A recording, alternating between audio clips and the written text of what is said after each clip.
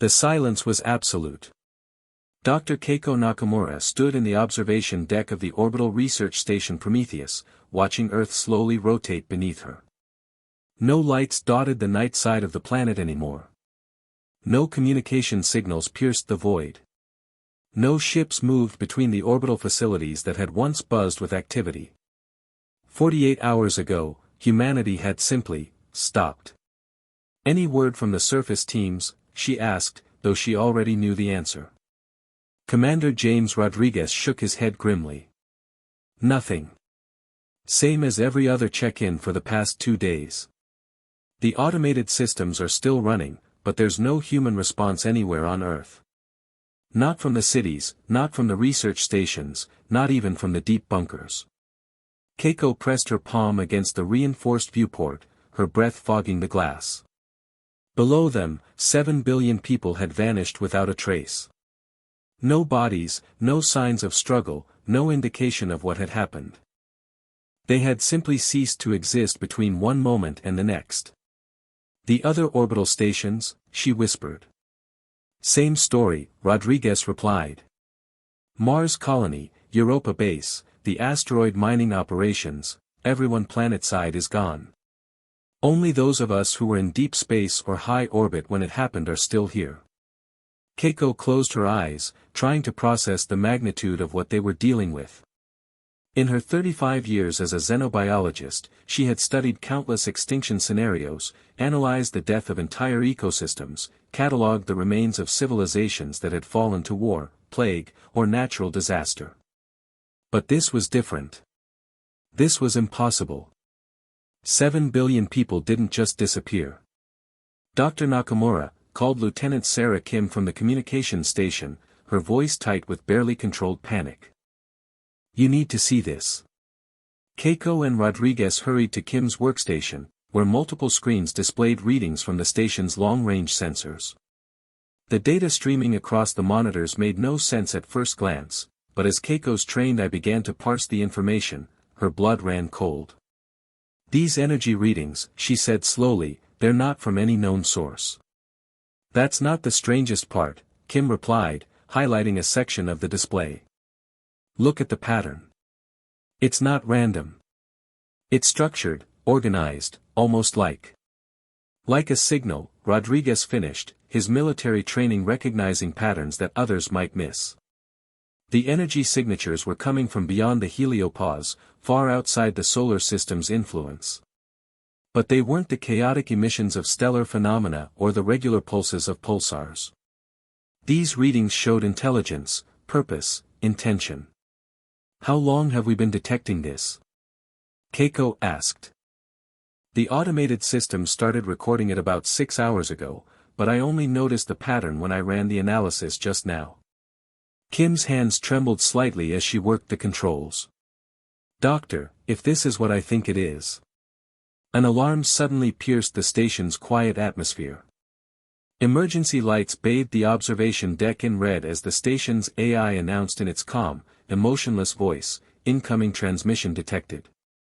Unknown origin. Attempting to establish communication protocols. The main display activated, showing nothing but static for several long moments.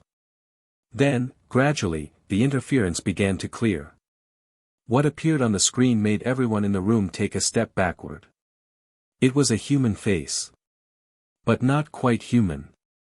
The features were perfect, almost impossibly symmetrical, with eyes that held depths of knowledge and experience that no mortal gaze should contain.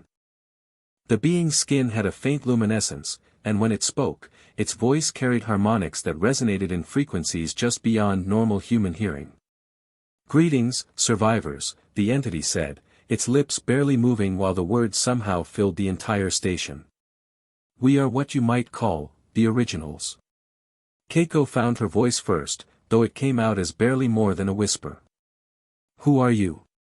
What happened to everyone? The being's expression remained serene, almost benevolent, but there was something unsettling in its too perfect features. We are humanity as it was meant to be. What you called humanity was merely the first draft, the prototype, the experiment that we left behind when we transcended the limitations of flesh and mortality. That's impossible, Rodriguez stepped forward, his military bearing asserting itself despite the circumstances. Humans evolved on Earth.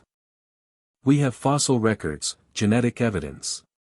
Evidence that we provided, the entity replied with what might have been amusement.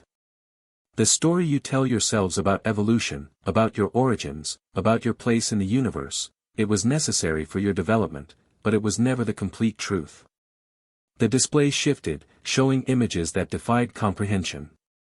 Vast cities that seemed to exist in multiple dimensions simultaneously, beings of light and energy working with technologies that made human science look like children playing with sticks and stones, spacecraft that weren't built but grown from the fabric of space-time itself.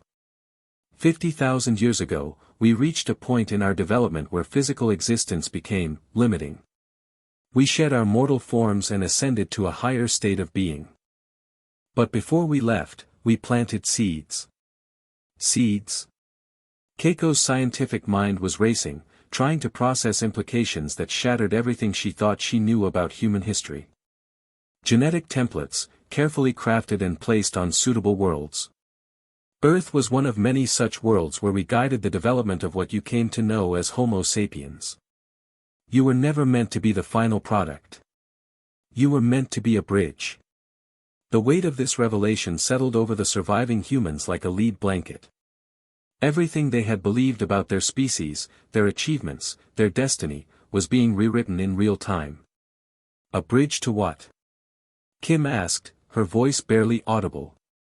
To us, the entity replied simply. When your species reached sufficient development, we would return and guide you through the final transformation. The process of ascension that would elevate you beyond the limitations of physical existence. Rodriguez's training kicked in, and he began to understand the tactical implications of what they were hearing. The disappearance. You took them. We gathered them, yes. The transformation process requires precise conditions, careful preparation. Those who are ready have begun the journey to join us in our higher state of existence. And those who weren't ready?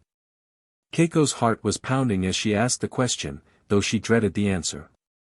The entity's expression didn't change, but something in its luminous eyes grew colder. The prototype phase is complete.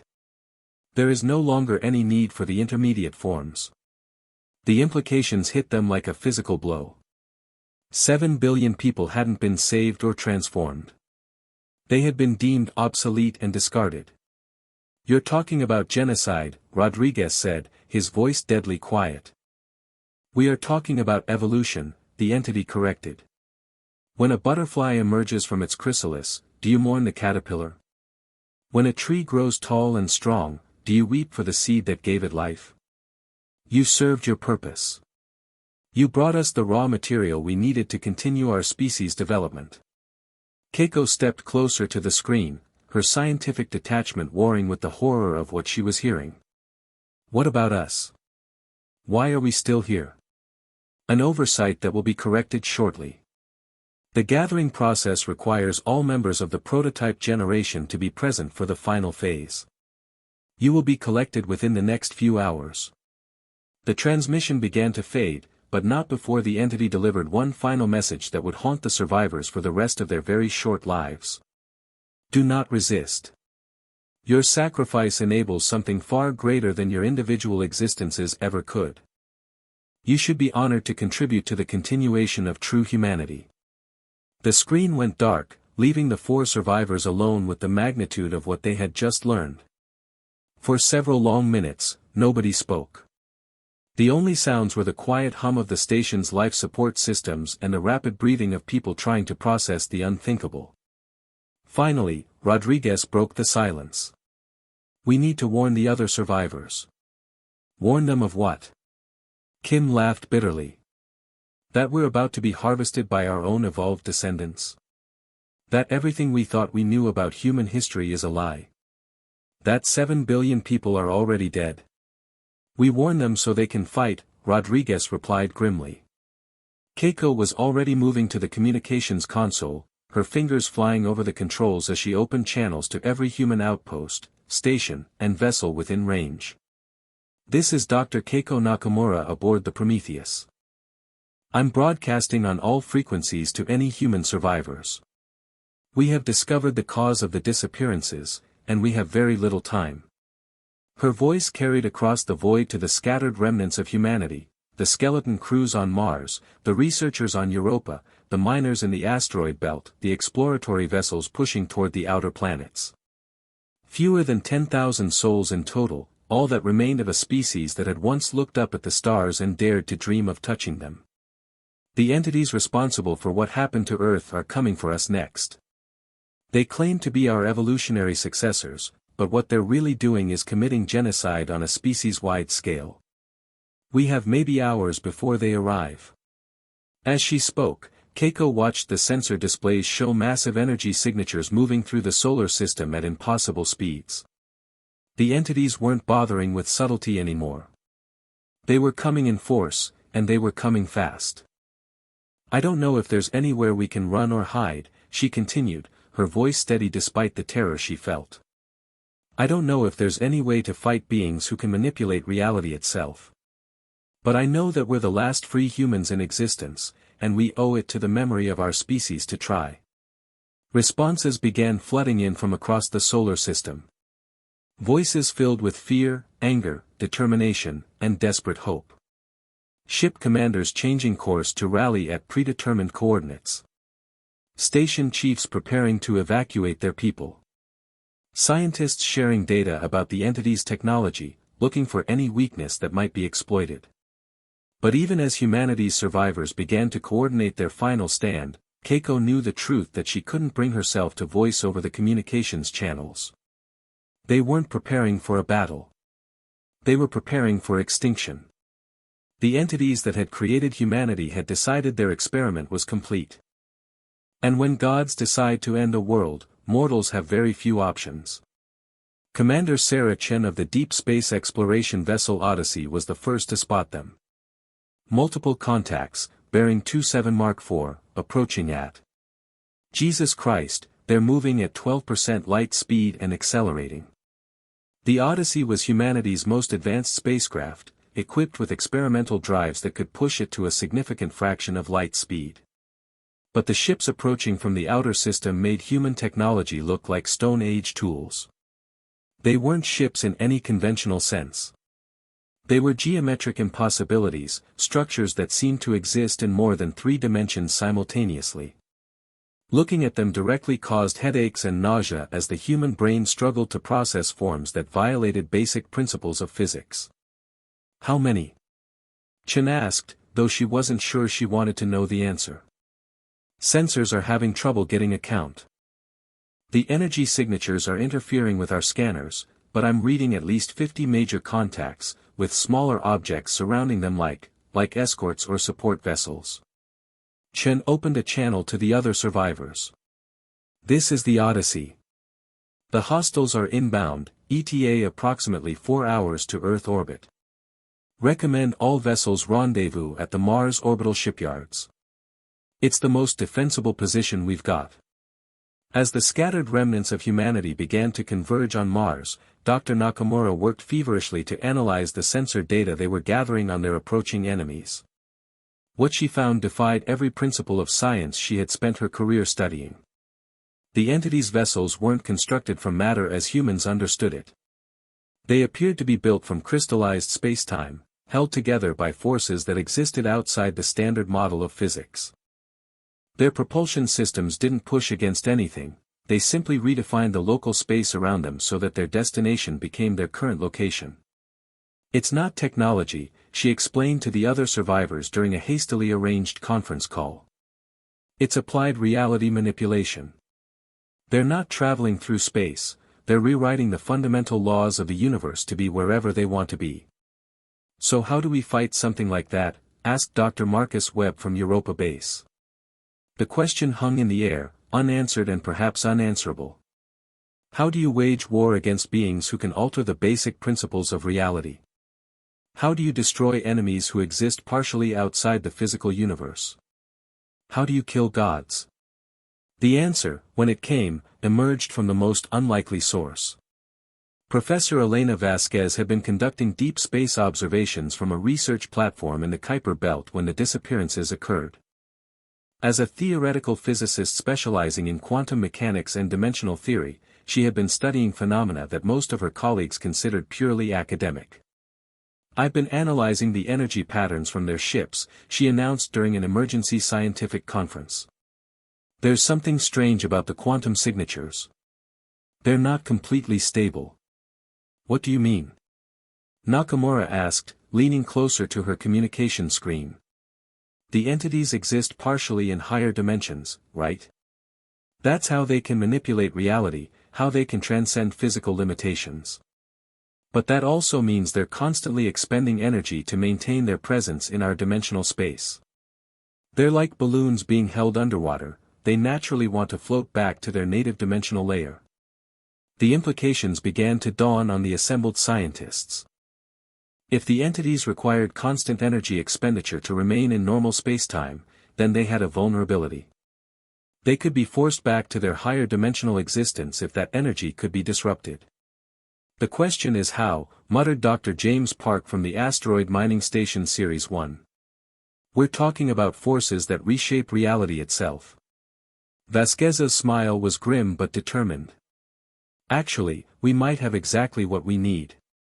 The quantum resonance chambers in the mining operations, they're designed to destabilize atomic bonds in asteroids to extract rare elements. If we could modify them, amplify their output, and coordinate their activation." "You're talking about creating a quantum disruption field across multiple points in the solar system," Nakamura said, her scientific mind racing through the implications. "The power requirements alone would be enormous." "Every fusion reactor in the system," Vasquez confirmed. "Every power plant, every ship's engine, every station's core. We'd have to synchronize them all and channel their entire output through modified quantum resonance chambers. It would essentially turn the entire solar system into a massive dimensional anchor." The plan was audacious, desperate, and probably impossible. But as reports continued to flow in about the approaching fleet, it became clear that impossible was their only option. Commander Rodriguez, who had taken charge of coordinating the military response, summarized their situation with brutal honesty: "We have approximately 2 hours before they reach Mars orbit. We have 10,000 people scattered across dozens of platforms, most of which were never designed for combat. We're facing an enemy that can rewrite the laws of physics. And our best hope is a theoretical physics experiment that's never been tested. So we're all going to die," Kim said matter-of-factly. "Probably," Rodriguez agreed. "But if Vasquez is right, we might be able to take them with us.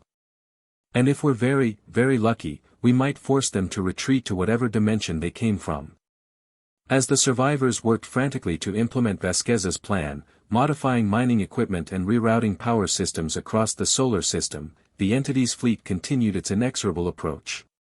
Long-range sensors showed them slowing as they entered the inner system, their impossible geometries casting shadows that seemed to bend light around them. The first communication came when they were still an hour out from Mars.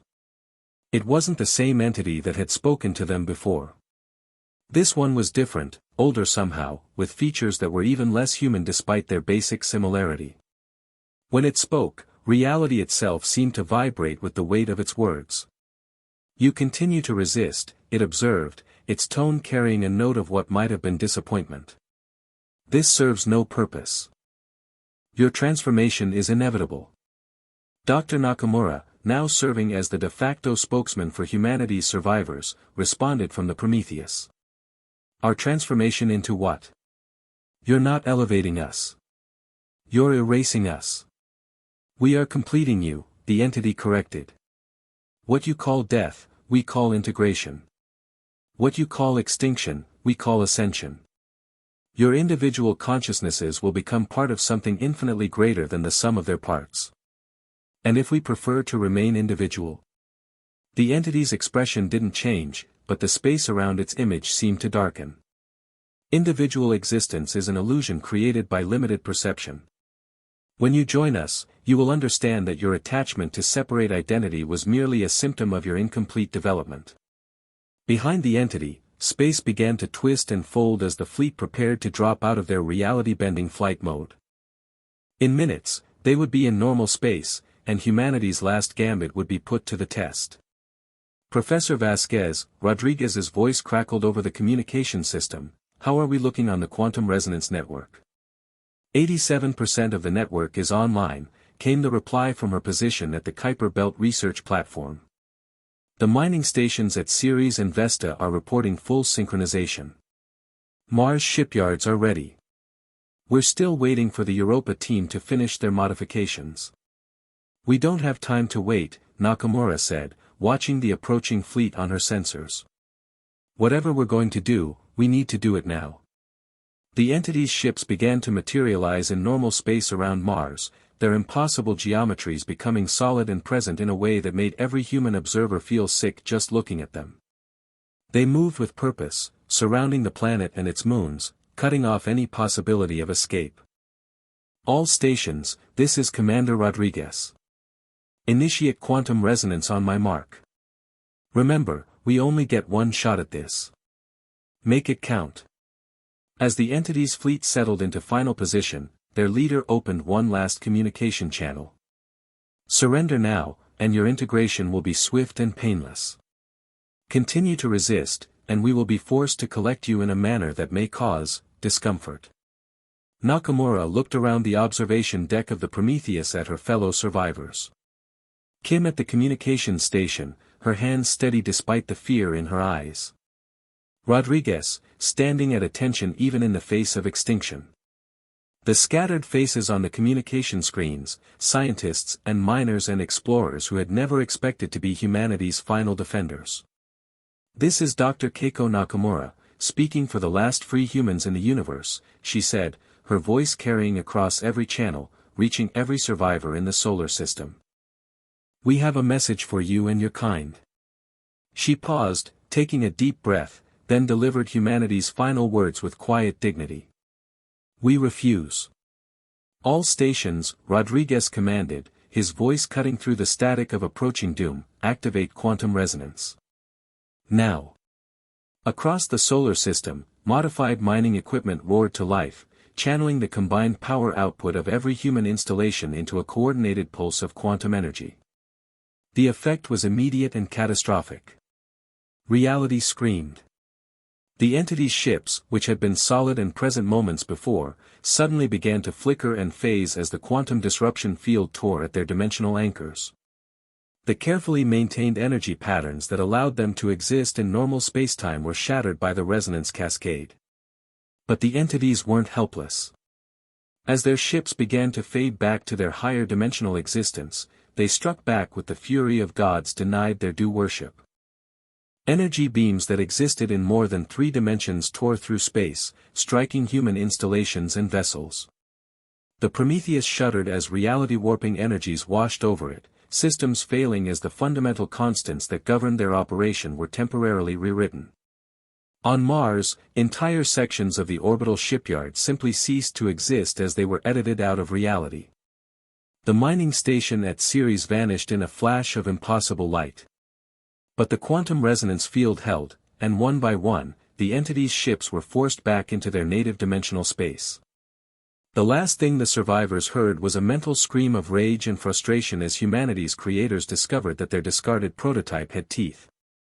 The silence that followed was different from the silence that had preceded the entity's arrival. This was not the silence of extinction, but the silence of survival against impossible odds.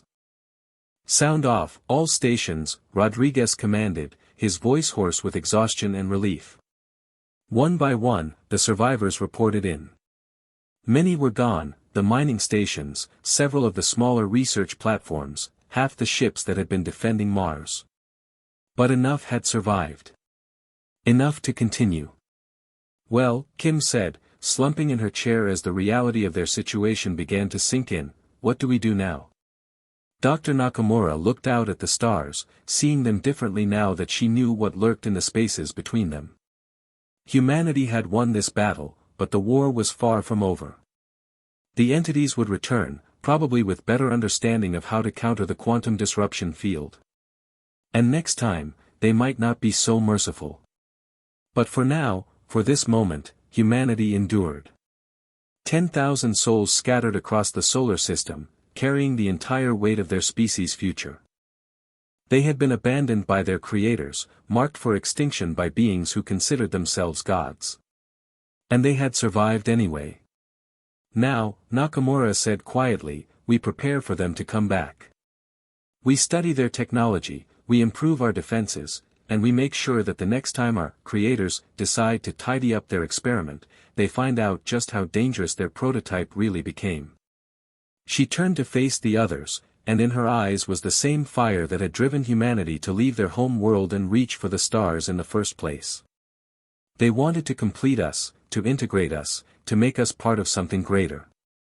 Instead, they're going to learn what it really means to be human. They're going to learn that we don't go quietly into extinction. Outside the viewport, Earth continued its slow rotation, empty but not dead. Someday, when humanity was strong enough, when they had learned to fight gods as equals, they would reclaim their birth world. But today, it was enough that they had survived. Today, it was enough that when the universe tried to erase them, humanity had looked into the face of extinction and said the most human word of all. No. The real humans had indeed come home. And they had found that home was wherever humans chose to make their stand against the dark.